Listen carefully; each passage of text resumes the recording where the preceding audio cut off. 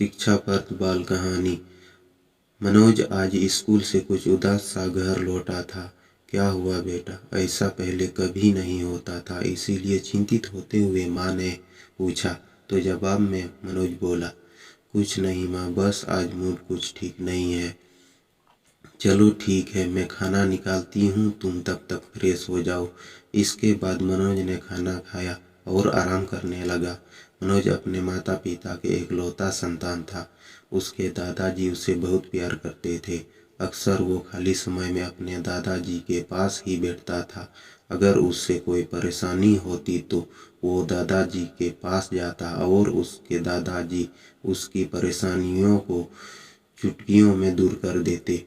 क्यों नहीं बताया तुमने कि तुम्हें टीचर ने मारा? अपना होमवर्क क्यों नहीं पूरा किया तुमने? अचानक ही मनोज के कमरे से उसकी माँ की आवाज़ें आने लगी। लहजे से पता चल रहा था कि मनोज की माँ गुस्से में उससे ये सवाल कर रही थी। तभी मनोज के दादाजी मनोज के कमरे में पहुँचे और पूछा, क्या बात है बहू, क्या कर दिया इसने? पिताजी, आज ये जब स्कूल से आया तो इसका मुंह उतरा हुआ था। पूछा तो इसने कुछ बताया नहीं। फिर जब मैंने राहुल के घर फोन किया तो पता चला आज इससे होमवर्क ना करने के कारण मार पड़ी। मनोज सिर झुकाए हुए खड़ा था। दादाजी ने मनोज से पूछा, क्या ये सच है मनोज? मनोज कुछ नहीं बोला। उसकी खामोशी इस बात की गवाही दे रही थी कि उस पर जो आरोप लगाया गया है वो बिल्कुल सही है। इसके साथ ही उससे अपने दोस्त राहुल पर गुस्सा भी आ रहा था। मनोज उसे अपना सच्चा दोस्त मानता था, लेकिन नकारात्मक सोच हो जाने के कारण आज वही दोस्त उसे दुश्मन नजर आ रहा था। बहू तुम जाओ, मैं इससे बात करता हूँ। मनोज की माँ जानती थी कि वो अपने दादाजी की बात आसानी से समझ लेगा, इसीलिए बिना कुछ बोले वो कमरे से बाहर चली गई। मनोज, ये क्या सुन रहा हूँ मैं बेटा? दादाजी, आज पहली बार ही मैंने होमवर्क नहीं किया था। ऊपर से राहुल ने मेरी शिकायत लगा दी। आज से वो मेरा दोस्त नहीं है। मैंने भी ऐसा ही कहा था। दादाजी की ये बात सुनकर मनोज एकदम दादाजी के चेहरे की तरफ देखने लगा, जैसे उसे वो चीज मिल गई हो जिसका उसे कब से इंतजार था। इतनी डांट पड़ने के बाद ये सब उसके लिए संजीवनी का काम कर गए थे। कब दादाजी? जब मैं भी तुम्हारी तरह एक छोटा बच्चा था। आपने भी होमवर्क नहीं किया था? मनोज की उत्सुकता बढ़ती जा रही थी। वो अभी कुछ देर पहले ही उसके अंदर जागृत हुई थी। हाँ, होमवर्क भी नहीं किया था और मेरी शिकायत भी नहीं लगी थी, लेकिन मेरे एक दोस्त ने जब मुझे ये बताया कि ये गलत है तो मैंने उससे अपनी दोस्ती तोड़ ली। अच्छा, बिल्कुल सही किया आपने। फिर क्या हुआ? फिर मैंने एक दिन अपना होमवर्क नहीं किया। इस तरह मैं कभी कभी होमवर्क नहीं करके जाता था। तो आपकी भी शिकायत की थी आपके दोस्त ने? नहीं, मैं उससे ज़्यादा ताकतवर था तो मैंने उससे डरा दिया था। इसके बाद मैंने उससे कभी बात नहीं की। फिर मैं अक्सर होमवर्क करके नहीं जाता था। आपके टीचर आपको कुछ नहीं कहते थे?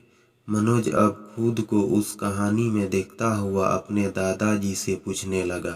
कहते थे ना, फिर तो पूरी क्लास के सामने मुझे डांटते थे, लेकिन मुझे आदत पड़ चुकी थी।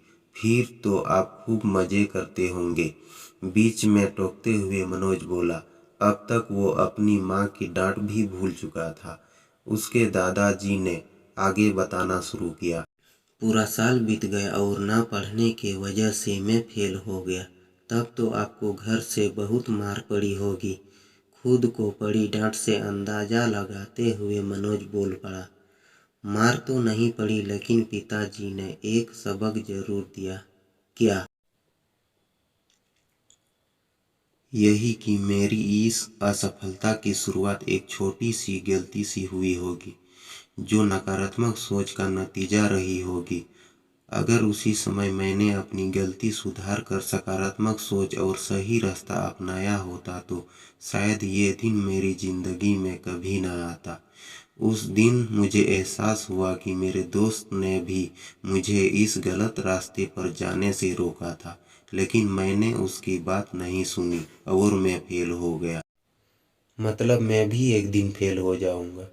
खुद को उस दृश्य में देखते हुए मनोज ने घबराते हुए डर कर पूछा, हाँ, अगर अब भी तुम समझते हो कि राहुल ने गलत किया और तुमने सही, बेटा सच्चा दोस्त वही है जो तुम्हें गलत काम करने से रोकता है और तुम्हें सुधारने की कोशिश करता है।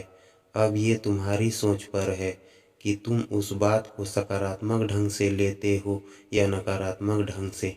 दादाजी की ये बात सुनकर मनोज को एहसास हो गया था कि उसने गलती की है और उससे गलती मानकर उससे सुधारना चाहिए। इसके बाद वो अपनी माँ के पास गया और उसने माफ़ी मांगी। फिर राहुल को फ़ोन कर उससे सॉरी और थैंक यू कहा।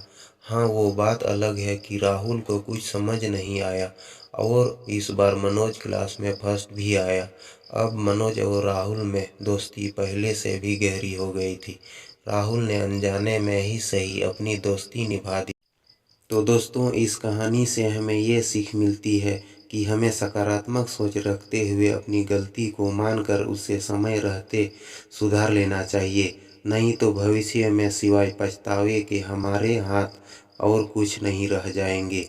तो दोस्तों, ये कहानी आप लोगों को कैसी लगी कमेंट करके ज़रूर बताना और चैनल पर नए हैं तो सब्सक्राइब ज़रूर कर लेना। जय हिंद दोस्तों।